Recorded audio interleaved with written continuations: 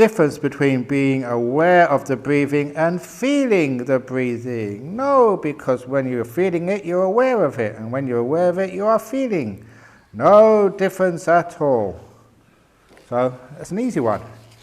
Exactly the same. So as long as you know, is the breathing going in or breathing going out? How you know it is really up to you. Dear Ajahn Brahm, you always mention about do nothing, then the mango will fall on your hand. But last night, you demonstrated make effort so that stillness will exist. Now, how do you relate doing nothing to make effort to achieve the stillness? You emphasized all the while. How does one do that? Please clarify. You make effort to do nothing. Doing nothing is not an easy thing to do. You have to be very skillful. You have to try a lot in order to do nothing.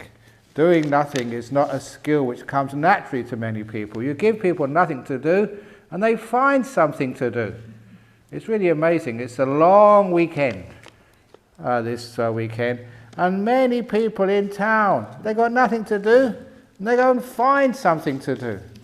It's really crazy. We're so afraid of doing nothing.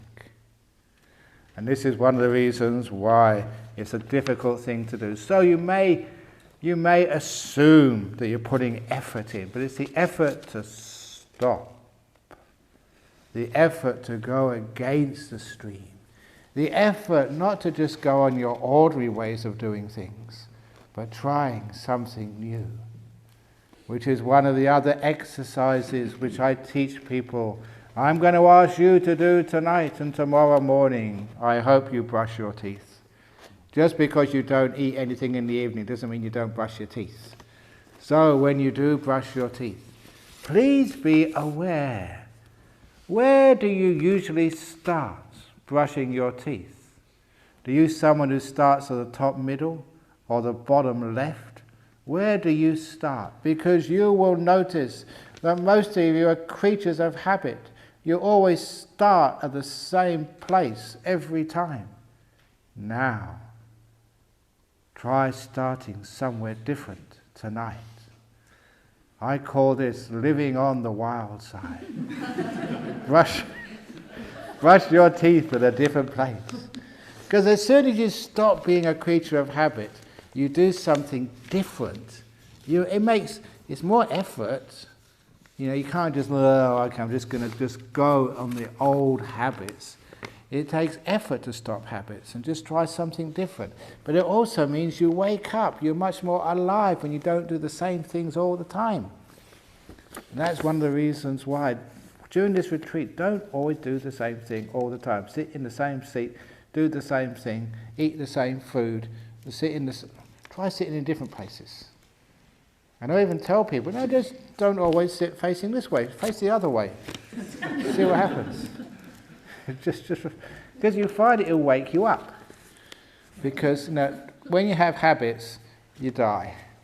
It gets very, very dull. When you do things differently, it gets more alive. So it is making effort to do nothing. It's a very, very, very difficult thing to do nothing. And I challenge you, see if you can do nothing for a whole hour. You find it almost impossible. You sit here, I'm going to do nothing, doing nothing. And you're not doing nothing. You're actually doing the doing nothing. And that's not right. So you've got to sit here and just be totally inactive and passive. And you start thinking, what am I supposed to be doing? That's not being inactive, you're doing something again. It's such a hard thing to do. So if you can do nothing, then you get very, very peaceful. So we have making effort. Now, one of the ways to achieve this is so many different skillful means. And one of the things you can do here, which is very, very, very, very effective, and you can especially do this when you go home, is learning how to be a visitor, not an owner. It's one of the stories in my book, The Good, Bad, Who Knows book. Because many of you know me really well. Usually on the weekends I have to go teaching in Nolamara Temple. This weekend Ajahn Brahmali is doing that, so I can be here. So Friday, Saturday and Sunday I work my butt off down at Nolamara. And Sunday evening you come back here and you work your butt off at Bodhinyana Monastery. I'm surprised I've got any butt left after all that working it up I've done. So you work really hard, and it was just work, work, work. And people, you guys and girls, you come to Bodhinyana Monastery, and you tell me how peaceful is Bodhinyana Monastery, how serene and beautiful it is. And I said, you guys must be joking. It's such hard work when you live there. And I realized I was wrong. So I decided one morning a week, and I did this for quite a few years, I still do it every now and again, one morning a week, I would pretend to be a visitor and not the abbot. So people on a Monday morning, they'd come up to me and said, Ajahn Brahm, can I ask you a question on meditation? I said, no you can't, I'm only visiting, I'm not the abbot today. And the monk would say, look, I need some help. I said, sorry, I'm only a visitor. And something needed to be done. Sorry, I'm only visiting. I'm not an owner. It's somebody else's job today. And I became a visitor instead of an owner. As soon as I became a visitor, the monastery over the road became peaceful again. It became beautiful. And I realized the difference between being a visitor and an owner. When you be an owner, you've got lots of responsibilities and duties to do. But when you're a visitor, you've got nothing to do at all. So that's why when I was a visitor, I felt I could do absolutely nothing. I could be totally free. And the same with you if you go to visit somebody else's house. You go around for dinner. How many of you go around for dinner and you wash up for them afterwards? How many times you go and visit someone's house for a cup of tea and you go and vacuum their carpet for them? It's not your job, it's somebody else's job. You're a visitor. So when you're a visitor, you can enjoy all the facilities without having to do any work at all. So that's why I like spending a few hours every now and again at Bodhinyana Monastery. I'm a visitor, not my responsibility, not my job. I'm just going to enjoy this place without having to do any work whatsoever. It's a way of doing nothing. Now, do you own Jhana Grove? Of course you don't. You're visitors. So you've got nothing to do. Oh, what joy. So you're visitors. Now, do you own your body? Does it belong to you? If it does, you've got lots of stuff to do. If you're only visiting this body, it's not really yours. Great, you can just do absolutely nothing and just enjoy it rather than have all these responsibilities and fears. And do you own your own mind? If you own your own mind, you better get into deep meditation and get enlightened quickly. But if you don't own your mind, I'm only visiting, it's not my problem. So who cares? Get enlightened, don't get enlightened, none of my business. He, he, he. Then you've got absolutely nothing to do whatsoever. So that's the difference between being an owner and being a visitor. And for those of you who've read your suttas by the Buddha kept on saying, this body, this mind, it's not mine, nothing to do with me, I don't own anything. It's a wonderful realization to know you don't own anything. Woohoo, so I can't lose anything, I've got nothing to do. I'm only visiting this moment, and I never own anything. Oh, what freedom that is. So that's one way we can do nothing. I don't own anything, it's not my mind, not my sort of body, not my jhana growth, so who cares? Isn't that wonderful to be free? That takes effort. But what I usually call it, make a difference between willpower and wisdom power. The effort which gets you into deep meditation is not willpower, but wisdom power. It's using that effort to be wise and to see things in a different way, such as I'm a visitor, not an owner, which means you don't have anything to worry about. So look, if any of you get sick on this retreat, don't worry about it. It's just, sickness is visiting. You're a visitor to your body. You don't own it, so it's not your problem at all. You're sick. As Ajahn Chah kept on saying, if you're sick, there's only two things can happen. You either get better or you die. Whatever way, you don't stay sick for that long, so you've got nothing to worry about. Woohoo! So that is The effort. Wisdom power, not willpower. To learn how to do nothing. How do the white teddy bears help with meditation? Look, they are so amazingly peaceful and still. They haven't moved since you came here. They're experts at doing nothing. Can you do that? Look how they haven't even moved. Amazing, just the deepness of their meditation is incredible. And you can praise them and say, wonderful teddy bear. They don't move. This stupid bear, what are you doing here? They still don't do anything. And do they complain about not eating in the evening? They don't even eat in the morning either. Look how happy they are. So they're great inspirations for you. And later on also, we haven't got onto this yet, later on during this retreat, you haven't been on one of my retreats before, sometimes, you get a bit fed up. Nothing is working. Another day of meditation. You're not getting anywhere. You can't eat anything. You can't watch the TV. You can't check your mobile phone. You can't do anything. Oh, this sucks. So what you do teddy bear meditation. So you get one of the teddy bears. I get the nice big one. In your lap like this, nice posture. Hands around like this. And then breathing in, breathing out.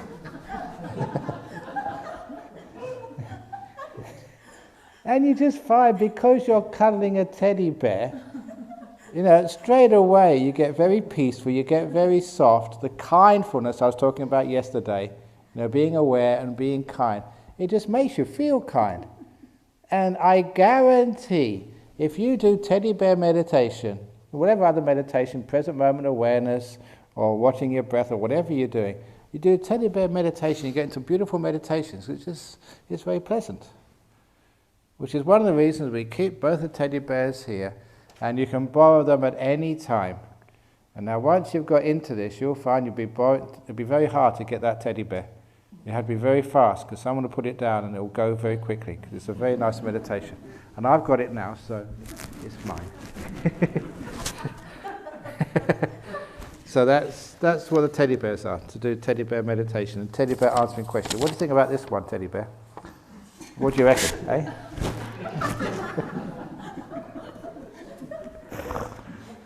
Dear Ajahn, dear Teddy, are devas real? If so, can we hand over our problem to them, or is this just escapism? Oh yeah, there are heavenly beings around, but they're just busy doing their stuff. You can't hand over your problems to them. It's your job, problems, nothing to do with the devas. So if you go and praying to devas and asking for help here and help there, you're just wasting a lot of time. You usually get into big trouble, when you trust these heavenly beings. I was just editing one of the stories, in, again, Good, Bad, Who Knows. I was doing this morning because the people in the United States want it quickly. So it's one of the stories about that guy. And when he was home, just over Easter or sometime like that, sitting in home reading a book, he heard this being, spirit. Hey, said the spirit. And I don't know if you've ever heard sounds like that. Sometimes, you're not schizophrenic or anything. You hear voices and you think, did I imagine that? A lot of time it's just imagination. But he heard it again. Hey! And it was a real sound. Something was trying to contact him. And so he listened very carefully, and the sound said, go to the casino. And he heard that. Because some of these heavenly beings, they may be past relations, they're just really looking after you. They want to make sure that you do okay. So, he was a bit, hard up for cash, and there he was getting a deva, a divine being, helping him out with his finances. So he took $100, went to the casino, and as he walked in the door, he heard the sound again. Go to the roulette table. Go to the roulette table. He heard it very carefully. Clearly no one else heard it. So he went to the roulette table. He sat down, and as he sat down, he heard the voice again. Put $100 on number 16. Put $100 on number 16. Now what would you do? Because this is divine voices, supernatural powers. So he put a whole $100 on number 16. And the croupier, he slung in the ball, twirled the wheel, it went round and round. And where do you think that ball landed on? 16. And he heard the divine voice says, yes. And he heard the divine voice say again, put all the winnings on number 26. Put all the winnings on number 26. So he didn't even hesitate. He put everything on number 26. Croupier strung in the ball, twirled it around, went on number 26. And he heard the heavenly being say again, woohoo, yes! And of course, he's already won a lot of money, and all these people were crowding around. He's making a fortune. And then he heard the heavenly being say again, put all the money on number 15. Put it on number 15.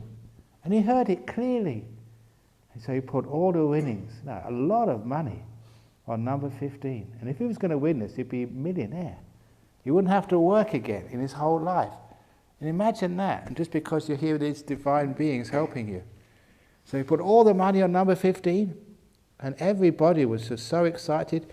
The croupier, it's a huge bet, the croupier threw in the ball, twirled the wheel, it went round and round and round, and it fell on number 15. Amazing.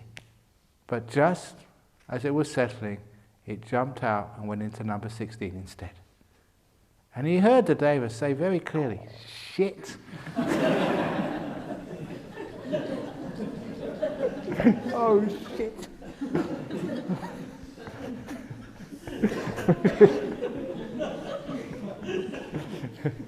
Which is one of the reasons, there are heavenly beings, but don't trust them. Sometimes they get it wrong and you lose all your money. So that's my little David story. It's quite funny.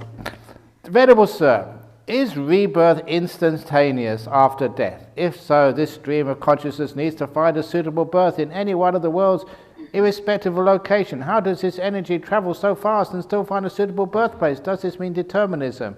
And no, not really, because it's not so much instantaneous. This is one of the little problems which came in Theravada Buddhism. It shouldn't really be a problem at all.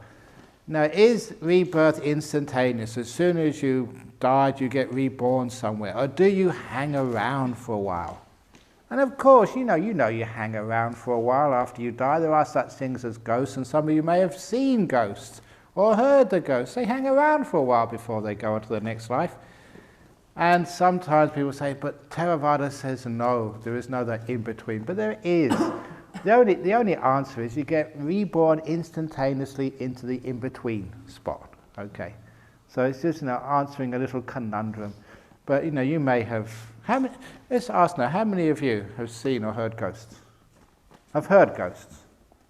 Yeah, over there, 1, 2. Only 2. It's usually more than that. If you haven't heard any ghosts, I'll invite some around tonight to see. What are you afraid of? They're really nice, they're kind. They're cuddly ghosts. They look after you sometimes. Here's a nice little ghost story. Well, there's a beautiful ghost story. There's this old man in Perth, who told me some time ago. He was in an old people's home, and his family were not sort of in Australia. I think they lived in England somewhere. And the person in the next room to him in the old people's home was an old woman, and she didn't have any family either and around here, so they just got friends with each other. And she would cook something for him every now and again, and if she needed any handiwork done, a electric socket fixed or something, he would do that for her.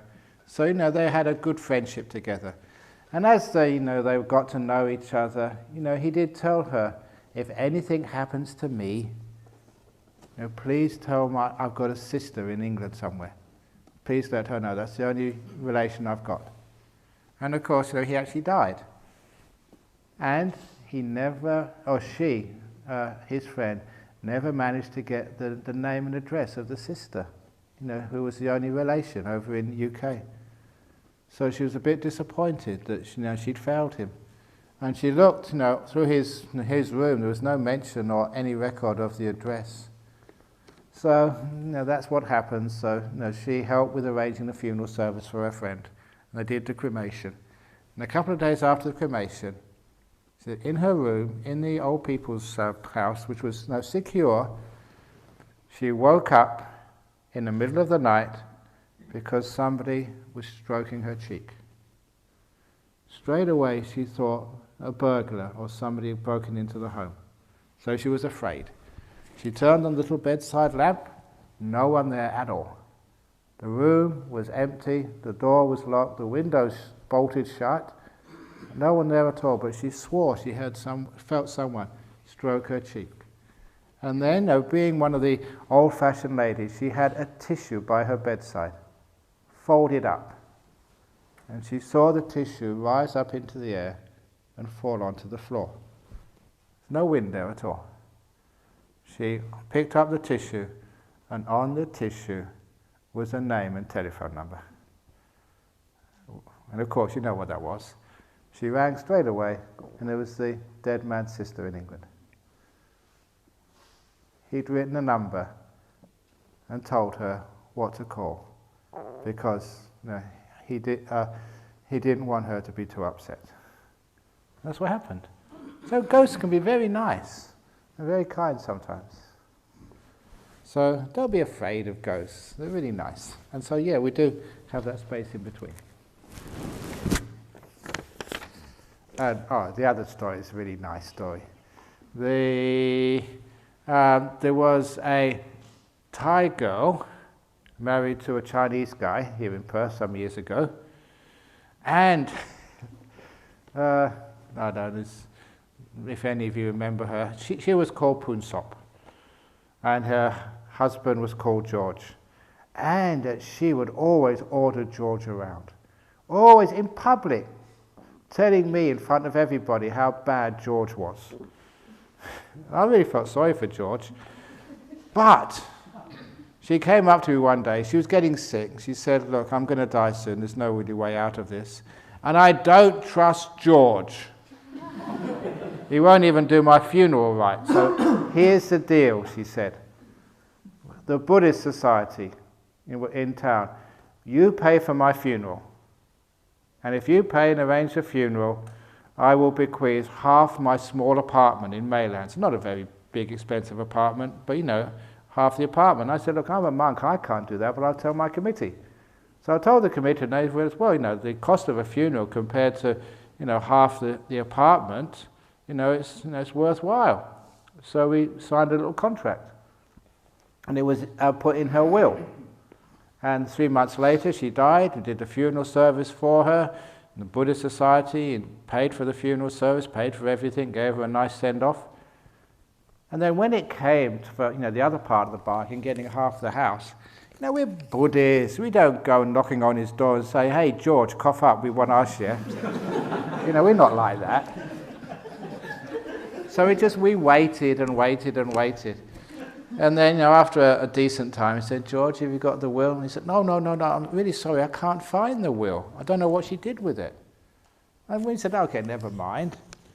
And then, we'd ask him again, "Found the will?" He said, "No, and I've been looking everywhere, I can't find it." And then one morning, he came to the monastery over the road by himself, and he was really agitated, really early in the morning, just about breakfast time. He said, "I want to see you, I want to see you." So "Why?" Here's the will. "So you found it, what happened?" And he said, last night, I woke up, and Punsop, her ghost, was saying, George, you know where the will is, get the will."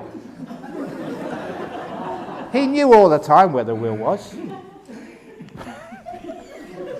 But his wife came in the middle of the night as a ghost and scolded him, get that will. And he couldn't give it to me fast enough, honestly. He was so terrified. Oh, that was so funny. It is so true that that's where we got the will from. Anyway, so there are such a thing as ghosts. Anyway, next question. How do you explain mass deaths from events like nature, disaster, wars in terms of karma and laws of causality. In the Western world, people easily attribute karma to any negative event that happens to a person. For example, effects and results appear purely on karma. Are there any dominant forces other than karma? Yes, of course. People were asking that question, was it MH370? Why did all those people die at the same time? The reason is why all those people died at the same time, because they all checked in on the same flight.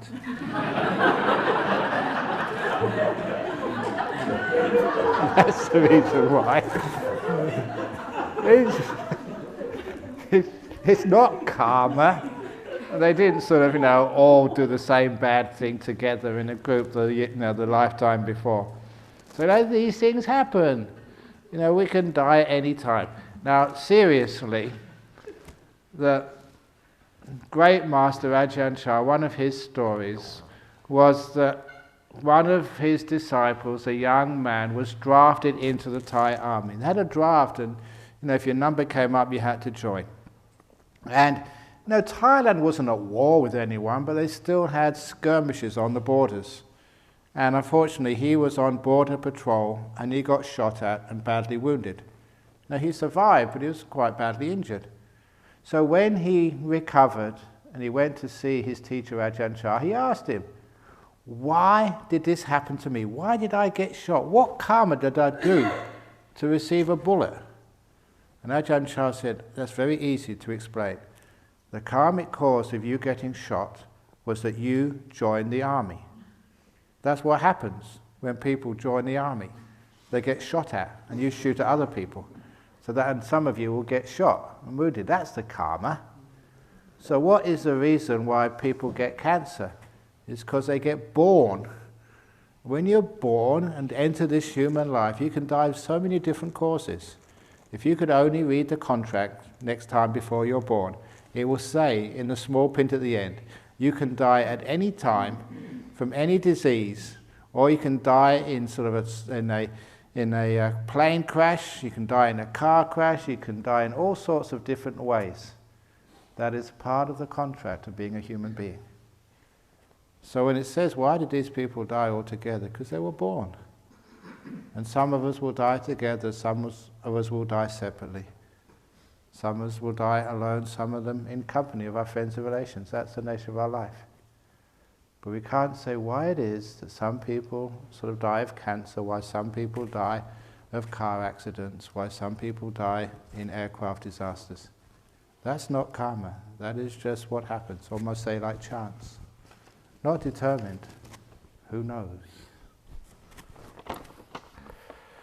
Venerable Sir, I did this one, rebirth instantaneous. It's already done. Here we go. When I get quiet, sometimes a great sadness overcomes me. What practice do you suggest to explore this melancholic feeling? Tissues. Have a good cry. There was one guy who came here some years ago, Australian, and he asked a question such as this in the interview. So I should mention to you that outside the offices where the monks do the computer stuff, there is a lectern, one of these wooden stands, and on top of there is the little sheets for interviews.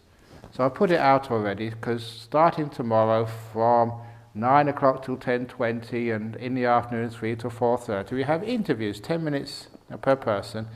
So those of you who want an interview, you can put your name down, and then come up at that time and just have an interview. So at one of those interviews, this guy came along and he said that he was meditating, he started crying. And he stopped it. And I said, what do you do that for? If you feel like you're crying, please, just cry. There's nothing wrong with that. And so he went back and he cried for the next 5 or 6 days.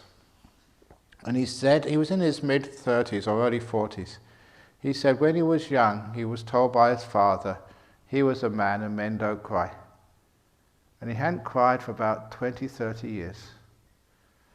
And he had all this stuff which had to come out. And he cried, and at the end he felt so happy and so sort of healthy too.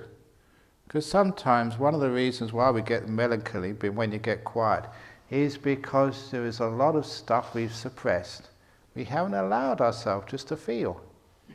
So now it comes up, you feel a bit of melancholy or sadness, just enjoy it, let it come.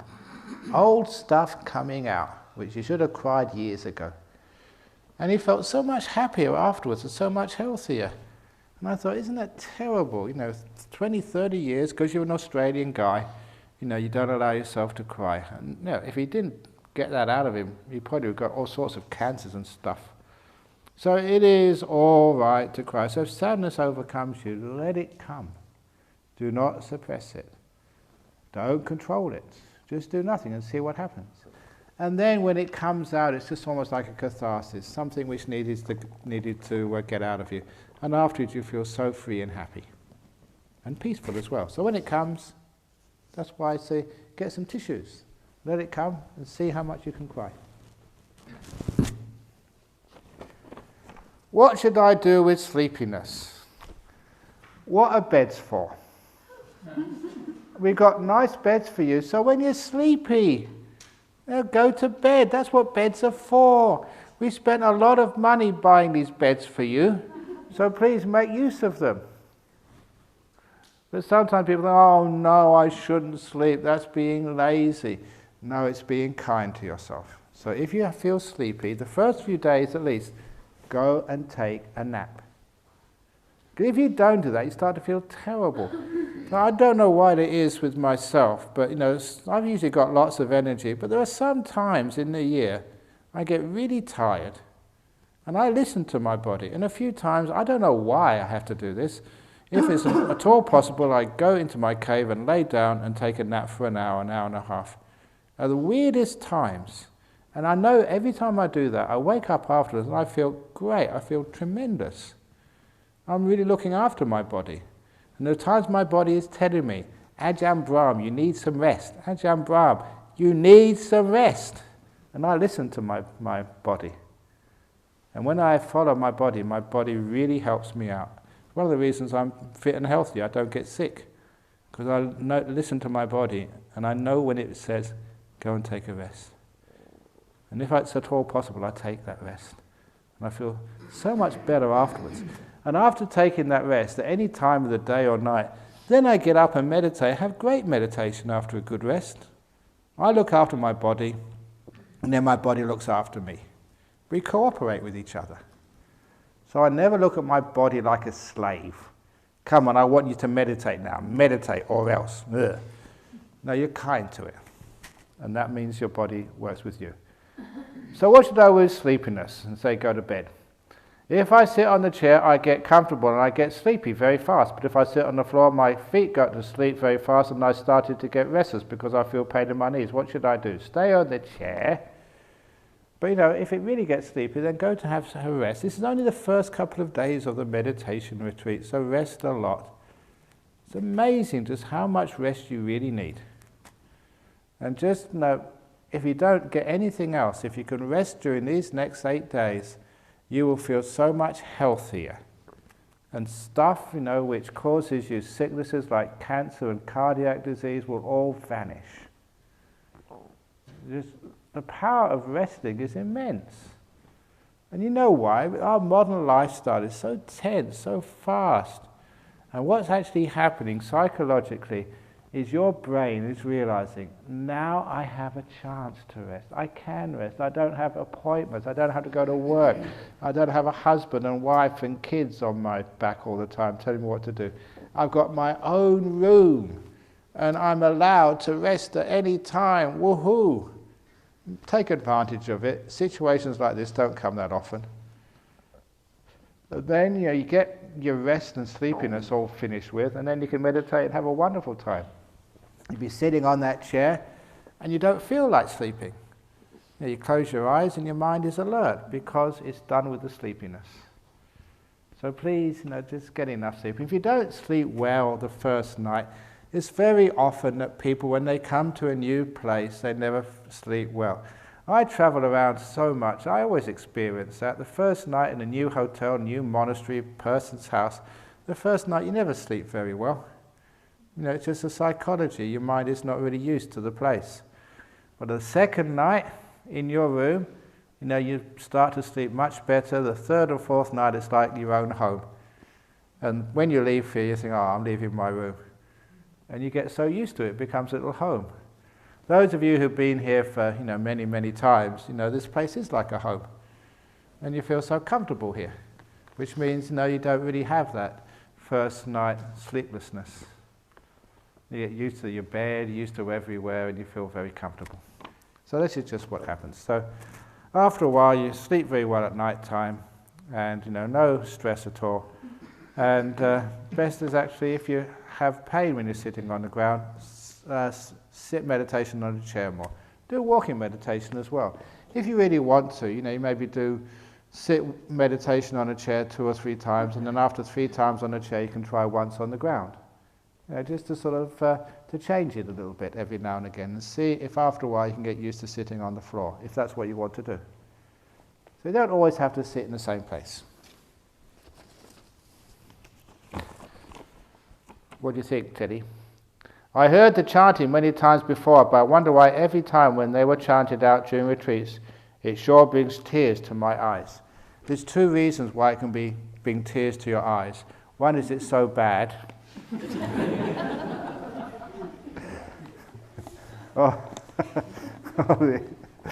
the other, I hope it's not that one. The other one, it's nice energy. All these people chanting together, and sometimes these chants are so old, 2,500 years ago, they chanted like this.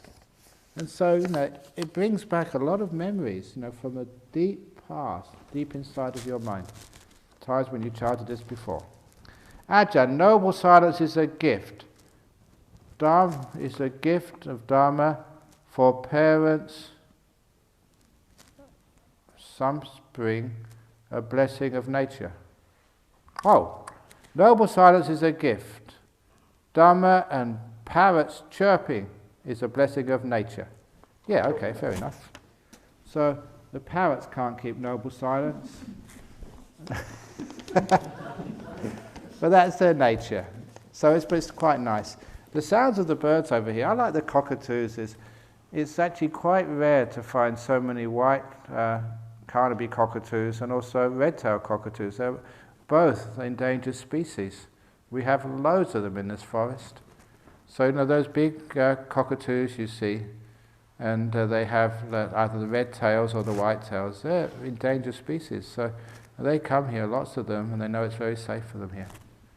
Do you have many of those over in Dhammsara? Not as many Carnabys, but lots of rins. Yeah, it's really nice to have them here. So that these are beautiful birds who take refuge, in a place like this. So and there's the parrots. What else is there here? Well, there's lots of nice sounds of the little birds as well. Many of those. Is it the right time we see those beautiful little blue finches? Yeah, they're incredible. They're just almost like fluorescent blue. Really do. Little wrens, are they? But if you look around, there's lots of wildlife here. And it's all safe wildlife. That's one of the nice things about the Australian forest. There's no tigers, there's no wolves, there's no elephants. Except me, maybe. So they're all really, really safe here. So you can go walking and it's nice. Ajahn, you spoke about putting it down and letting go and how to make it easier by being kind, how to soften the pain through kindness. How does one actually do this in terms of practice? Teddy bear. Say you've got a tummy ache. Take the teddy bear and rub it on your tummy. That's really nice. It's amazing, just a little bit of kindness actually takes away so many of the aches and pains. Just like when I was a kid and when I used to play soccer in the streets because, we couldn't afford no gardens or anything in London. So I'd go for a tackle. I was playing soccer and I'd fall on the ground and scrape the skin off my knees. I was always having scabs on my knees. And I grew up with those. But when I hurt, I'd run to my mother and she would kneel down and she would kiss the open wound with her mouth. And straight away the pain would disappear, You put a band-aid on quickly and then off playing soccer again the next minute. And it was amazing. I just took that for granted. That's what mothers did. They took pain away. And when later on, when you started doing biology and learned how many germs there are in an open mouth, on a mouth rather, and they put all those germs right on your wound. Never ever got infected. But the amazing thing was, the pain went away. And it's only years later you realize that's the power of kindness. It takes pain away. And if no one else can do that for you, you do it for yourself. So if you've got a sort of tummy ache or a headache, be kind to it. Take your hand and just stroke it there. Got a headache? No, never mind. Get teddy bear and give it a kiss. Whatever it is. Any act of kindness takes the pain away. And that's just a law of nature. So you can take the teddy bear. If you're feeling really upset, you can take your teddy bear to bed. Tuck it in with yourself. It just goes back to the time when you were a kid, when it's nice and soft, nice memories, nice and cuddly. That's why I have teddy bears here. I have 2 questions. When I sufficiently calm my mind through anapanasati, that's breath meditation, I frequently experience momentary waves of pleasure. When this occurs, do I maintain the breath as my object, ignoring the waves, or do I switch my object to the waves? Neither. In other words, you don't do anything. Be a passenger. Don't be the driver. If the waves of pleasure are going to take over, they do it anyway. If they're not strong enough, the mind will go back to the breath. The main thing is you don't call the shots. You just sit there and see what happens. But you don't decide what to do. If you do, you'll just mess it all up. Your mind is doing all of this. You are the back seat driver. And I will never forget, and this poor lady, she's still a good disciple. She's been embarrassed for the rest of her life because she picked me up from Heathrow Airport once, taking me to, I just passed Croydon, I forget what it was, the suburb now. And her son was driving, and I was sitting next to the son, monk's rules, and she was in the back. And it was about 1 hour from Heathrow Airport to this place in Kent where she lived, Bromley I think it was. And throughout the whole journey, 1 hour, she was not stopping telling her son what to do. Turn left, turn right, don't be so fast, let that car in, overtake here. In all my life, I've never seen such an amazing backseat driver. And I felt so sorry for that son. I mean, it was really extreme. But that is also, why do people do that? The son knew how to get home. He'd grown up in that place. He may not go the same way the mother goes, but he knows which way to go. But why do people do that? Same when you're meditating. Don't be backseat driver telling your mind what to do. Come on, watch the breath. Don't watch it this way, watch it that way. Come on, watch it go in. Don't watch it go out. You should do it this way. Ajahn Brahm said do something else, but I want to do it this way. Okay, I'll try what Ajahn Brahm does now. Do it this way. And please, you can imagine why you don't get peaceful. Shut up, for goodness sake. And just let the meditation happen. So if the waves of pleasure are going to come, they'll come by themselves. You don't need to focus on this or move to that. Just don't do anything. And then see what happens. And next question. I sometimes also see bright objects. Nimittas, should I follow the light? If you follow it, it will disappear. Literally, you'll chase it away. Again, you have to do absolutely nothing. Just sit there and see what happens. That will come to you and stay there, or it will just go away depending on its cause and effects. Nothing to do with you. The only thing you can do is to chase it away. When you've vegged to the state of stillness, what do you do next? Or observe something. Is that veg? That's what I say. You don't veg the state of stillness. Anyway, for those of you who are vegetarians, you only have vegetarian food over here. But if you don't like vegetarian food, you can always walk over to Bodhinyana Monastery. We've got all sorts of food over there. So I shouldn't really say this. Bianca always tells me off for saying this. If you don't like the cuisine over here, you can always go over the road there and see what the monks eat. And anyway, I worked out a long time ago, how you can be a vegetarian and still eat beef. It's very simple. It's, when you get a cow, first of all, give it a lobotomy. And then once the cow's had a lobotomy, it becomes a vegetable.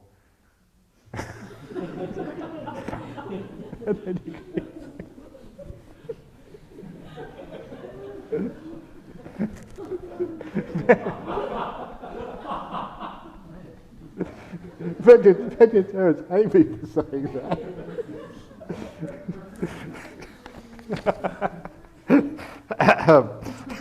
Okay, I won't go there any further. So, you've got this state of stillness. What do you do next? Stillness gets very powerful. If you really are still, you have incredible mindfulness. So, you see these incredible nimittas, amazing bright lights, brighter than 1,000 suns, and you're watching those. So, once you really get into stillness, you're on a roller coaster all the way to Nibbana. So just hang on for the ride. But if you're really dull, that's not stillness yet. Just stay there for a bit longer and it all sort of come together. Dear Ajahn, with breathing in peace, is that a recognition of existing peace rather than trying to grasp for peace or aspire to peace or drag peace in?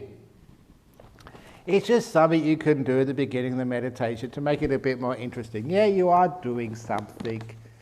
But it's so hard to actually change from busy lifestyles to doing nothing all in one go. So it just gives you a bit of something to do when you're learning how to do breath meditation. So, it's not the best thing to do, but it works. So if you are breathing in, just imagine what peace is. What does peace mean to you? So when you say breathing in peace, as soon as that word is finished, it leaves an echo. It's pointing you in the direction of what peace is. So listen, feel, know what happens when the word finishes. Breathing in peace. And you can actually start feeling peace.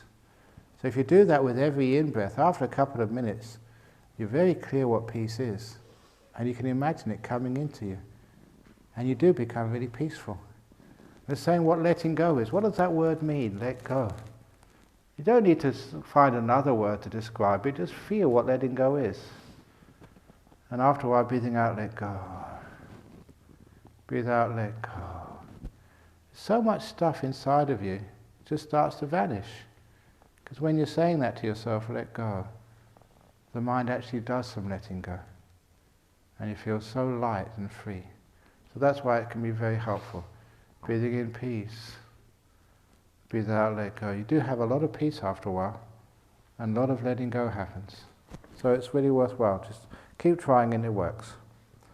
In breathing out, let go, about understanding there is no core constant owner rather than trying to push things away.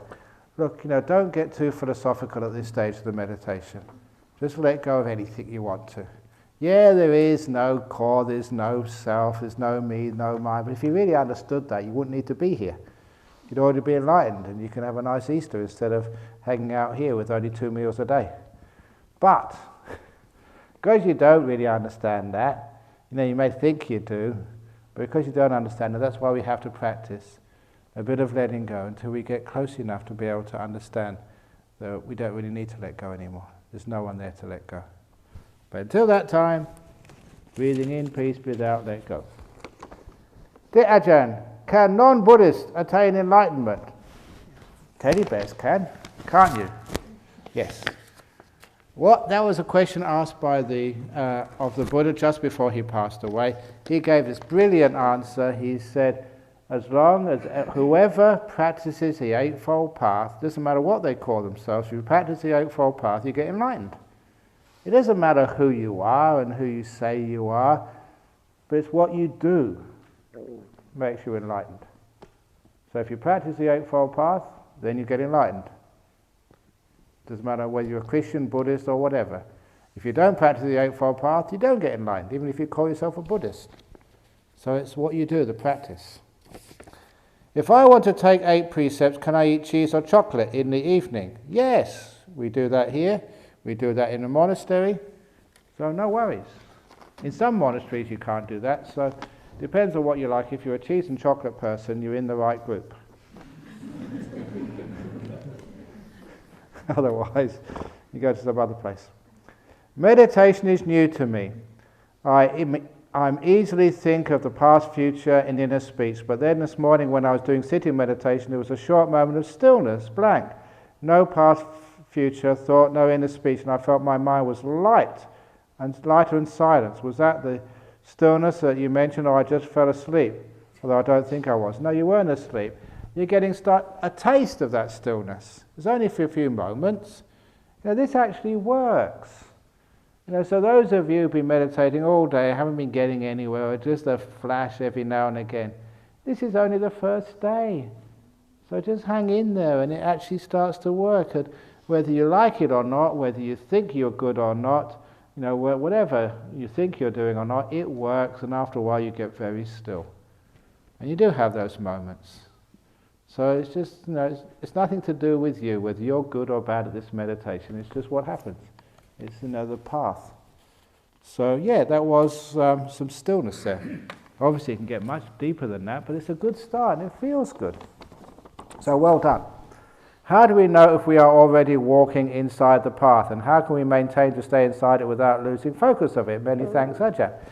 If you are getting more and more peaceful, more kind, you're losing a lot of your attachments and defilements, things which worry other people don't worry you, and you don't get upset and angry so easily, you're not so afraid of things, then you're walking the path. So you can see it by your emotional reactions to the difficulties of life. You can take things in your stride, people live, they die. Sometimes I get what I want, sometimes I don't, this is life. So you can actually tell if you're walking the path just by how peaceful you are, and how calm you are, and how kind you are. How is the best way to deal with disillusionment, both with the world and one's decades-long practice? How to keep disillusionment from becoming depression? Thank you for who you are and what you do. Yeah, it's disillusionment. Sometimes that if it's real disillusionment, in other words, the illusions are being shattered, you're learning what the truth is. The truth is always very peaceful and happy and beautiful. That's one way you can know it's truthful. It's inspiring and it's beautiful. Remember what I said about walking up the hillside when you go really slow, and when you stop, everything becomes so beautiful. So if the practice is going well, it creates a huge amount of happiness. There is one sutta, I always quote it probably many times on this retreat. This is a teaching by the Buddha in the Dhammacettiya Sutta. And as a king went to see the Buddha just before the king passed away. And he kissed the Buddha's feet. Because he looked upon the Buddha like father for him. And the Buddha said, "What are you doing that for?" He said, "No, because I love you, Buddha," basically. And I also love coming to this monastery. And the Buddha said, "Why do you like coming to this monastery?" And this is the important part of the sutta. The king said, "Because whenever I come into this monastery," it was the Jetavana monastery, the Jeta Grove monastery, outside of Savatthi. "When I come into this monastery, the monks are always happy and smiling." And the Buddha said, "Yes, that's what you can expect when the monks are meditating, getting insight. They're happy, they're smiling." And I like quoting that because a measure of their wisdom can be seen on the smile on your face. If you're miserable, you haven't really understood very much. But if you're happy, joyful, then that shows that your meditation is proceeding very well. So if you really are being disillusioned from the problems of life, you're breaking through that illusion. It's actually happy and happy and happy. The more you understand, the more peaceful you are, the more happy you are. And that's what the Buddha said. Yes, great king, if people are meditating properly, they're getting insight, they're happy and smiling. Dear Ajahn, letting go helps better meditation, but how meditation can help letting go? That's what meditation is, letting go. So letting go is what meditation does. So basically you let go, and that's meditation. When you're meditating, you're letting go. So you're letting go while you're meditating, you're trying what it's like to let go of things. And you like it so much, after meditation you come out, why am I so attached to all these things? Why do I burden myself down, say with the past and the future? You let it go for a little while and you think, how stupid I am to worry about the past in particular. You can't change the past. It's done, it's finished. So why do you keep bringing it up again and again and again? As I said, you don't learn from the past, you learn from the present. So why do we keep worrying about what happened to us? It just creates more problem for you. And especially if someone hurts you. The old story, someone calls you a pig. And then you start thinking, why did they call me a pig? That's not right that they call me a pig. That's rude to call me a pig. And if you're wise, you realize they've just called you a pig 3 more times. Every time you remember it, they're calling you a pig again. How stupid that is. If you're wise, they'll only call you a pig once. And then you let it go. You won't even remember it. Think about it again. Why are you allowing that person to keep hurting you? Someone cheated you at business, or they're very cruel to you 10, 20 years ago. Why are you allowing them to hurt you every time you remember it? When you think about it and contemplate it, it's the most stupid thing, the way we hold the pain of the past. Allowing the past to keep hurting us again and again and again and again. When we know what we're doing, we can let go of the past so easily. That's done, finished with. I'm not going to allow that person to hurt me anymore. It's gone, finished, done. So you can really let it go. So you learn how to let go in meditation temporarily, and it's so nice and so free that you start doing it permanently. You just let go of all the past. This is not a meditation question, but I would like to know if I'm allowed to drink coffee during afternoon or evening. I would like to keep my 8 precepts and strict and as much as possible during my stay here. And who is going to give me 8 precepts, please? You give yourself 8 precepts. Because sometimes people always want to have a monk give you 8 precepts. But I've got more precepts than that. I don't keep 8 precepts, I keep many, many precepts. You can only give what you have. So do you want 227 precepts? So instead of having all these ceremonies of 8 precepts, the 8 precepts are not killing any living being, not swatting mosquitoes in other words, not taking what's not given. All the stuff in the kitchen there is for you. You can take whatever you want. So that's not taking what's not given. That's for you. Not having any sex during this retreat. Not, what else is there? Not lying. Not taking alcohol or non-medicinal drugs. If you want a Panadol because you've got a headache or you've got your diabetic medicines or cardiac medicines, please take them. I don't want anyone dying on my retreat. So, non-medicinal drugs are the ones which are banned. Not eating in the afternoon, and you can have cheese, chocolate, you can have caffeine or coffee rather, or tea. That's allowable. In fact, we call that a medicine. It's called vitamin C. Vitamin coffee. And I prefer vitamin tea. Cup of tea. That's one of the reasons why I became a disciple of Ajahn. Anyone whose name meant tea must have been the right one for an English monk. Ajahn, Cha means tea. Okay, never mind. Did you understand that? Yeah, did you understand it? So you can have coffee. Why can meditation help unlock recall of a past life? What is the mechanism behind this?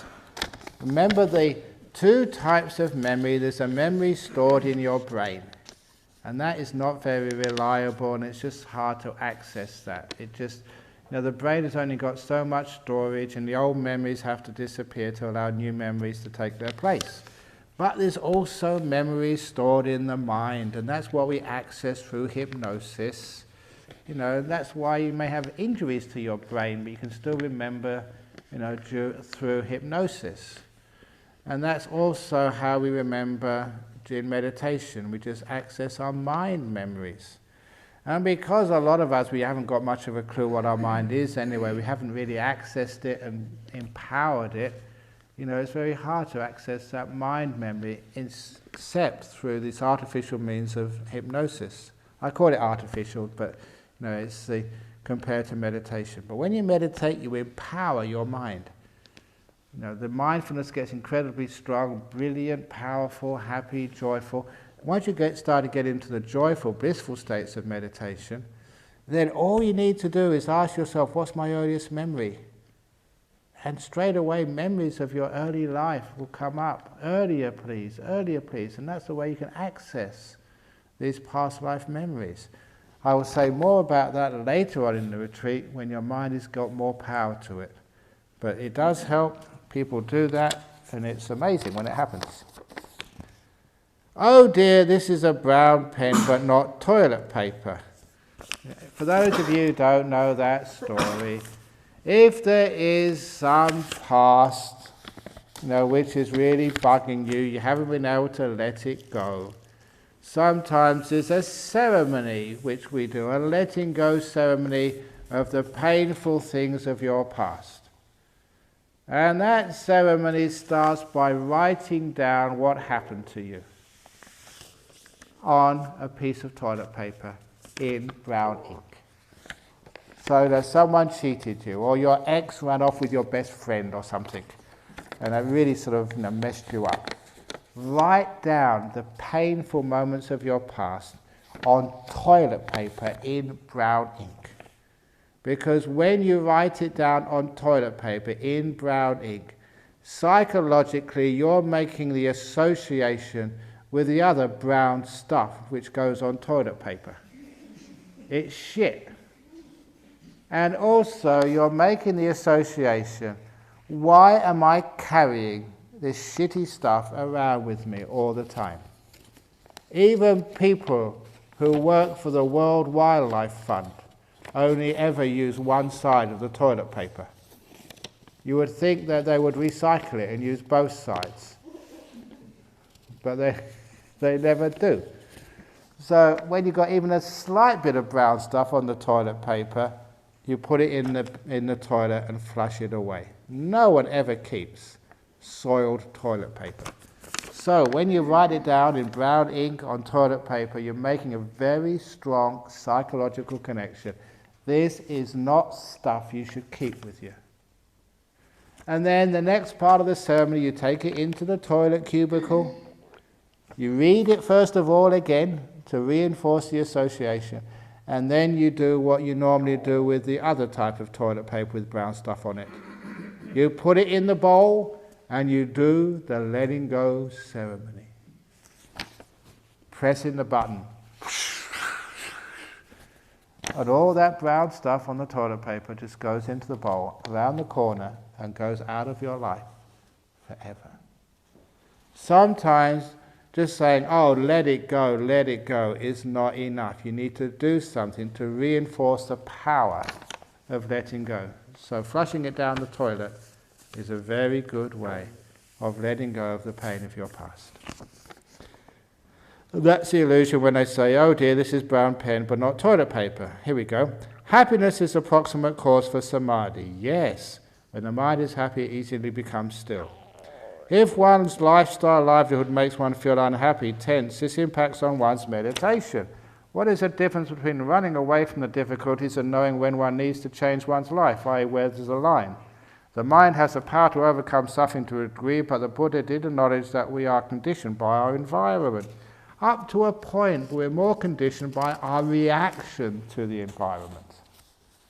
And a lot of times you can't change very much, in your livelihood, but you can certainly change the way you react to it and regard it. Look at my livelihood. I live a crazy life. Just this afternoon, it's Good Friday. I call it Execution Day, as you know.